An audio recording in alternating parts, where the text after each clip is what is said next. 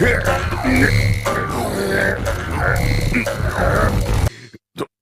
うしたアブドゥル。なんかこの姿勢が。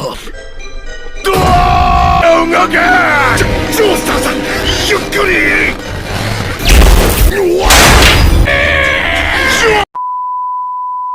In this world where some JoJo fans fight for their anime कि that भाई हमारा जोजो तुम्हारे मिड से अच्छा है, बट देर आर सम जोजो फैन जो भाई खुद में ही सिविल वॉर कर देते हैं कह के कि नहीं जी हमारे जोजो में सिर्फ स्टारडस्ट क्रूसेडर ही अच्छा है, और कुछ बोलते हैं कि नहीं जी हमारे जोजो में सिर्फ डायमंड इज अनब्रेकेबल ही अच्छा है। बट आज मैं तुम्हें बताने वाला हूँ एक ऐसे पार्ट के बारे में भाई जो सारे जोजो के पार्ट से सबसे टॉप में आता है, मतलब इन टर्म्स ऑफ पॉपुलैरिटी और माई ओन पर्सनल प्रेफरेंस भी, बट ये मैं साइड में रखता हूँ और अभी मैं बताता हूँ लोगों का प्रेफरेंस, लोगों का क्या कहना है। तो आज मैं बात करने वाला हूँ जोजो के द गोल्डन विंड के बारे में, द गोल्डन विंड पार्ट के बारे में, जहाँ पे सिर्फ जो ये सीजन है बस ये पॉपुलर नहीं है, इसका प्रोटैगनिस्ट भी बहुत फेमस है, योनो जोवाना। जी हाँ, man who surpassed his own dad in terms of intelligent. और जब मैं ये बोल रहा हूँ कि अपने डैड को सरपास कर लिया, तो भाई मैं बता दूँ उसका बाप डियो ब्रांडो था। और जिन्हें नहीं पता डियो ब्रांडो कौन है, सर्च इट इन गूगल और या जो देखना स्टार्ट करो भाई, तुम्हें पता चल जाएगा वो बंदा कैसा है, कैसी उसकी इंटेलिजेंस है, फिर तुम्हें पता चलेगा कि कौन था। और अगर इसने अपने बाप को सरपास कर दिया तो भाई ये भी कोई ऐसी वैसी चीज़ ना है काके। सो इन दिस वीडियो अब मैं तुम्हें आज ये बताऊंगा कि क्यों जोजो का ये गोल्डन विंड पार्ट है ये सबसे ज़्यादा मतलब क्यों स्टैंड अप करता है अदर जोजो पार्ट से, और सिर्फ जोजो का जो ये पार्ट है वो ही नहीं, या वो सीज़न ही नहीं, इसका प्रोटैगनिस्ट भी। तो बिना वीडियो को वेस्ट करे अच्छा वीडियो को शुरू करते हैं। सो हेलो गाइस, मैं हूं नमन और आप सबका स्वागत है मेरी इस नई वीडियो में। हाजी में शो हु इज़ जोनो एंड जोनो's बैक स्टोरी। वेल अब बात कर लेते हैं बैक स्टोरी ऑफ जोनो की।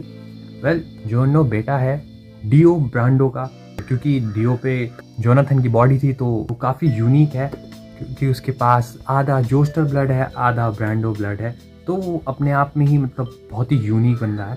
और साथ ही साथ वो जोस्टर ब्लड लाइन में भी आ गया, और उसकी एक माँ भी थी जिसको ज़्यादा बताया नहीं गया है, बट वो मतलब ऐसी थी, ignore her. Well, was born in a rough life in the Naples city of Italy. Unlike the other जोजो जो काफ़ी लग्जरी में रहे बचपन से ही बाप का पैसा उड़ा दिया, और ऑन द अदर हैंड बेचारा जोनो जिसकी माँ ने उसको नेग्लेक्ट कर दिया, स्टेप फादर उसे मारता था, बट एक दिन उसकी लाइफ ही बदल गई जब वो मिला एक गैंगस्टर से। और वो कोई ऐरा गैरा गैंगस्टर नहीं था, वो था बॉस ऑफ अ माफिया, जिसने उसका पूरा पर्सपेक्टिव चेंज कर दिया लाइफ को देखने का। और फिर उसने अपना एक गोल बना दिया खुद का कि एक दिन मैं भी बनूंगा किंग, और तुम बोल सकते हो द बॉस ऑफ अंडरवर्ल्ड और माफिया। बिकॉज एक दिन उस माफिया ने जोनो की जान बचाई, जान नहीं उसको वो रिस्पेक्ट दी जो उसको आज तक किसी ने नहीं दी थी। और जब उसको वो रिस्पेक्ट मिली उसको उस दिन पता चला कि that the power doesn't have to be corrupted, it can be protected. और तब उसने सोचा कि अगर वो टॉप तक जाएगा, किंग बनेगा, माफिया बनेगा, तो वो अपने लिए नहीं, अपनी पावर के लिए नहीं, अपनी पर्सनल पावर बढ़ाने के लिए नहीं, बट जस्टिस प्रोवाइड करने के लिए करेगा अंडरवर्ल्ड में, अनलाइक हिज डैड जिसको पावर चाहिए थी सिर्फ डोमिनेंस दिखाने के लिए। और तुम डियो ब्रांडो से और क्या एक्सपेक्ट कर सकते हो। और हाँ, मुझे ये भी पता चला कि वो बाइसेक्सुअल था डियो। Battle IQ. वेल अब बात कर लेते हैं बैटल आईक्यू के बारे में।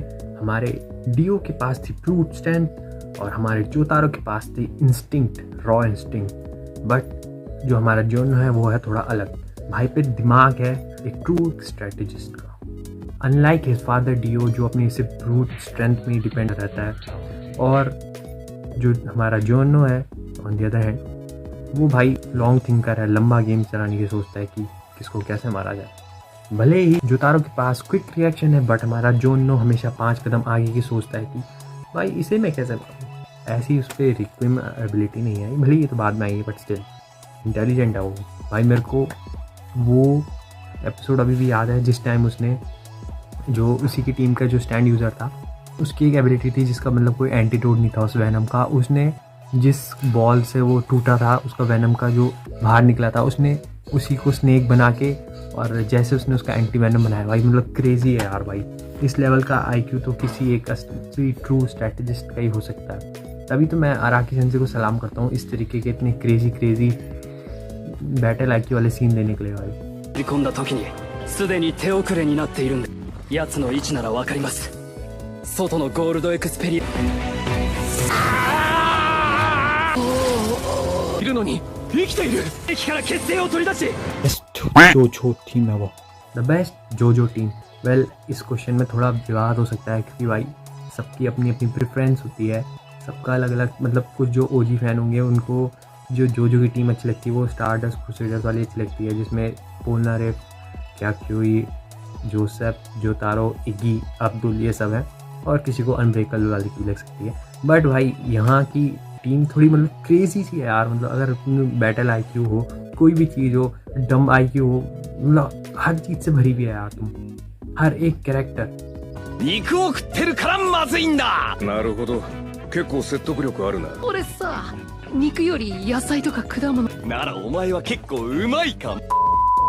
भाई सही बोलूँ तो गोल्डन विन की टीम यार बिल्कुल क्रेजी थी यार, मतलब अलग अलग क्रेजी पीपल से भरी हुई थी। चाहे बुकाराटी हो जो लीडर था, जो मतलब इतना गुड था कि जॉनो ने तक उसको एक तरीके से अपना लीडर मान लिया था। मिस्टा था भाई उसका वो 5 नंबर का डर।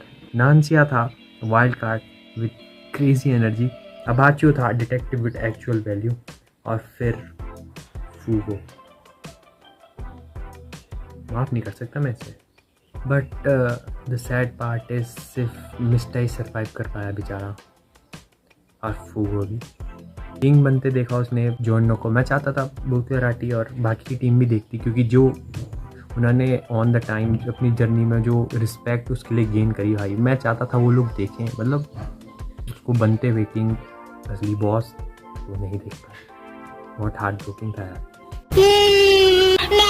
नहीं तो मुझे तो नान खटाई खानी। But there is one more thing जो बहुत इंपॉर्टेंट थी यार, वो थी जिस तरीके से इन्होंने बैक स्टोरी दिखाई है ना, हर कैरेक्टर के इंट्रोडक्शन में, मतलब जो उनका फाइट सीन आ रहा है हर टीम का, हर मेंबर का, भाई वो एकदम क्रेजी है यार। मतलब जिस तरीके से जो उसमें इमोशन दिखाए गए हैं, ये तो मतलब सही मायने में बोलूँ तो काफ़ी बढ़िया है। मतलब ये तो हर जोजो में होता है। हमको पोलनारेफ की भी स्टोरी बताई थी जब उसकी बहन वाला सीन था, बट इसमें भी जैसे दिखाई गई है वो भी काफ़ी अच्छा है, तो मुझे तो बहुत पसंद आया। Best stand.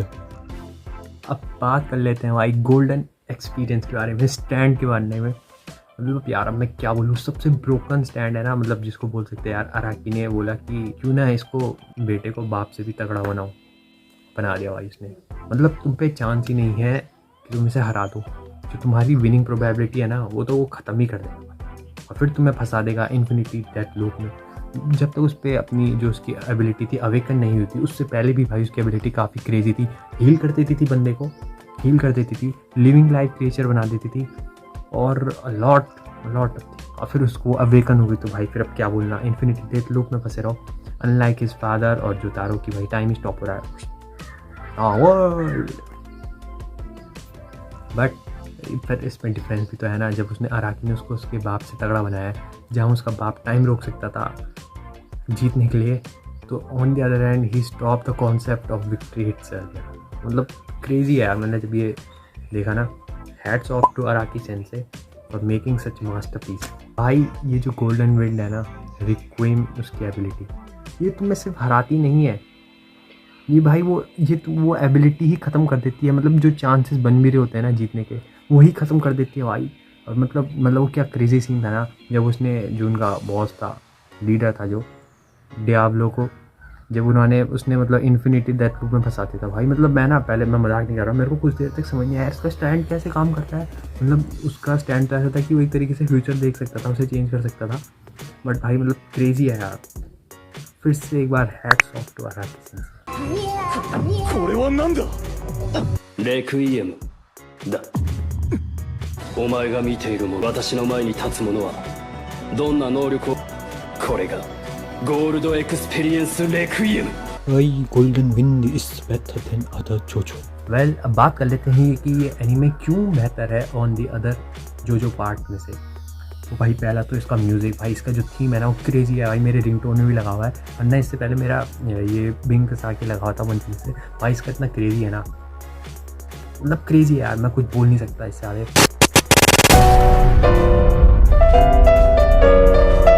कुछ बोलूँगा तो आई थिंक वर्ड्स कम पड़ जाएंगे। और अब बात कर लेते हैं बैटल की। भाई इसमें बहुत ही क्रेजी बैटल्स हुई है, बहुत ही ज़्यादा क्रेजी बैटल, जिसमें भाई इन्होंने जो इंटेलिजेंस यूज़ करी है वो बहुत ही तगड़ी है। स्टैंड हो भाई, इनका स्टैंड इतना तगड़ा है कि मतलब मैं क्या बोलूँ यार, तुमने रिक्विम की एबिलिटी खुद ही देख ली होगी, मतलब बाप से तगड़ा बेटा हो ही है, सरपास तो करना ही था, ठीक है।